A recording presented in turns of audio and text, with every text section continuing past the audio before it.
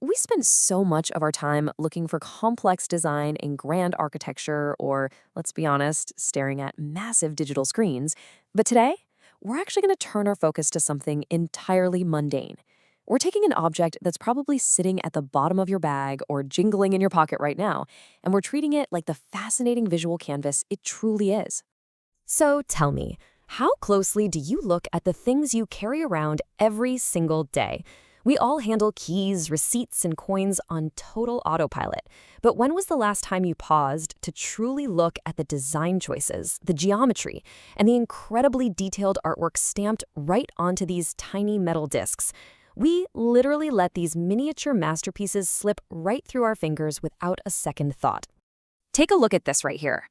This little guy is our foundation for today's explainer. It's just a standard €2 coin. Now, I want to give you just a quiet moment to take in this visual landscape before we really start dissecting it. Just let your eyes wander over the surface for a second. Notice the play of light and shadow, the different textures, the mix of numbers, letters, shapes, and of course the human face staring right back at you. It is a bustling, crowded canvas, but somehow perfectly balanced. All right, moving into section 1, the everyday canvas, micro to macro. Okay, let's dive into this structural breakdown. What we're looking at here is essentially a two-part harmony.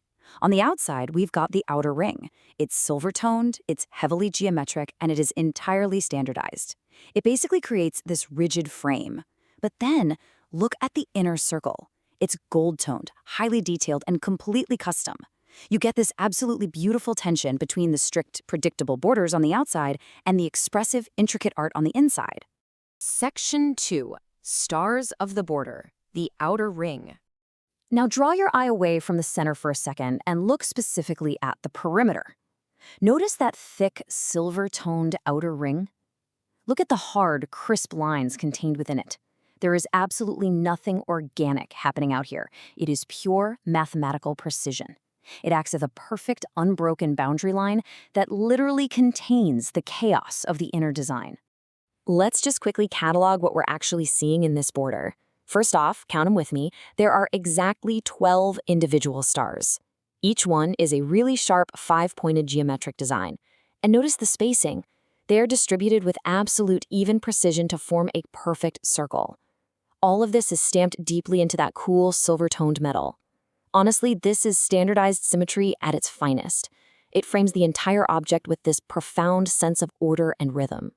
But seeing the stars naturally brings up a question. Why exactly 12 stars? Why not, 10? Why not 15 to fill up the space a bit more? Whenever you see a specific number repeated in design, especially on currency, it's never an accident.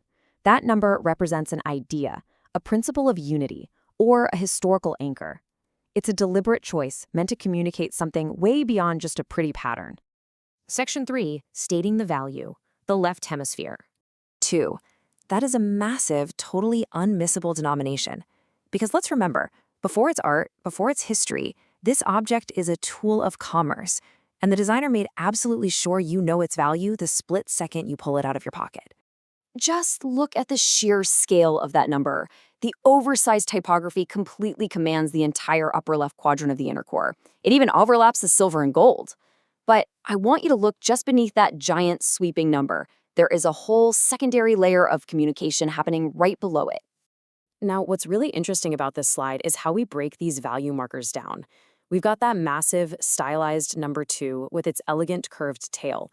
Directly beneath it, sort of anchoring it, is the capitalized word euro in a really crisp sans serif font. But look closely at what sits just under that text. See that small rectangular symbol? It features these distinct horizontal stripes.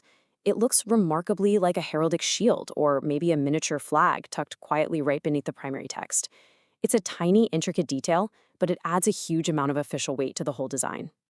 Moving to Section 4, the enigmatic portrait, the human element. Take a look at this intricately detailed central portrait. The sensory and textural contrast here is just wow. It's stunning. You have this smooth, flat, gold-toned background, and erupting right out from it is this deeply carved, raised relief portrait. You can practically feel the texture of the design just by looking at it. The play of shadows gives the face incredible depth and presence, right in the dead center of our canvas. Let's break down the specific details of this figure. They're positioned front and center, completely dominating that gold-toned core. Look at the top of the head. There is this incredibly intricate, sweeping hair, or maybe it's a stylized headdress, with deep grooves showing volume and movement. Moving down, the figure wears a very distinct, high-structured collar with sharp horizontal lines. And notice the eyes. The figure isn't actually looking at us. They are gazing subtly off to the left side, maybe looking toward the denomination, or perhaps looking toward the future. It's a deeply humanistic, emotive piece of design. So when you see a face rendered with this much care and specific detail on something as everyday as currency, you really have to ask, who is this figure? What story, what legacy, what piece of cultural history do they represent? Because they aren't just a generic face. They're essentially a monument shrunk down to the size of your thumbnail. It transforms the coin from a simple token of value into a tiny traveling storyteller. And that brings us to Section 5, a timestamp in metal, the right flank. 2023. This is it. The single historical timestamp visible on the object. It permanently anchors this piece of metal to a very specific moment in time. Decades from now, this little object will tell exactly when it was born. But wait, look at how it's presented. Point your eyes over to the right side of the portrait, tucked really quietly against that silver outer rim. The designer didn't just slap the date horizontally at the bottom like you might expect. No, they integrated it directly into the flow of the portrait itself. And this brilliantly illustrates the thoughtfulness of the design. The year 2023 is actually rotated 90 degrees counterclockwise, so it reads vertically from bottom to top. By turning the text sideways like that, it curves elegantly right alongside the figure's back and shoulders, acting almost like a secondary border within the gold core. It saves space, it maintains the scale of the portrait, and frankly, it adds a really nice touch of modern typographic flair to a very classical image.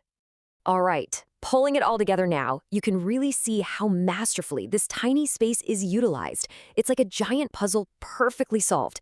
The 12 stars provide our geometric frame, the denomination dominates the left, the highly detailed portrait commands the center, and finally, the rotated 2023 sneaks gracefully into the right.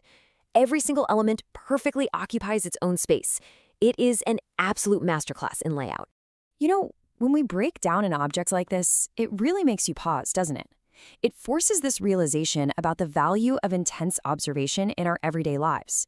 If a simple coin holds this much deliberate design, this much geometry, history, and structural brilliance, the obvious question becomes, what else are you missing in plain sight?